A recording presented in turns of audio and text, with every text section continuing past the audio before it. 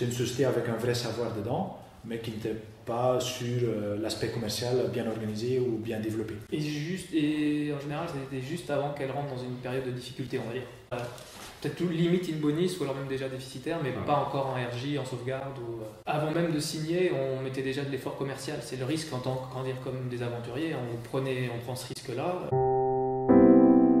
Et cette entreprise avait besoin d'éclore, de se développer. Elle n'avait aucune ou quasiment aucune activité commerciale, pas de site internet.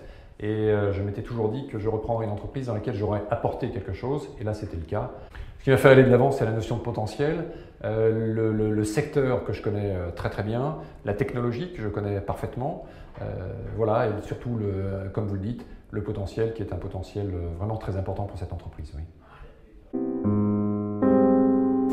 Alors l'autre solution, ça a été aussi à un moment donné d'en parler à mes employés, chose que j'aurais bien aimé. Et donc on les a réunis, on leur a parlé, ils paraissaient quand même très, très contents de cette solution. Mais au niveau financier, bon, il paraissait que c'était un peu trop compliqué pour eux. Et puis je pense qu'ils ont vu à un certain moment qu'une entreprise comme ça, c'était quand même assez difficile à mener dans son ensemble. Et lorsqu'en 2005 s'est posé le problème du départ à la retraite de M. Bouchard, on s'est tout de suite positionné parce qu'on n'a qu'une peur, c'est qu'il vende à un groupe et que l'entreprise soit délocalisée.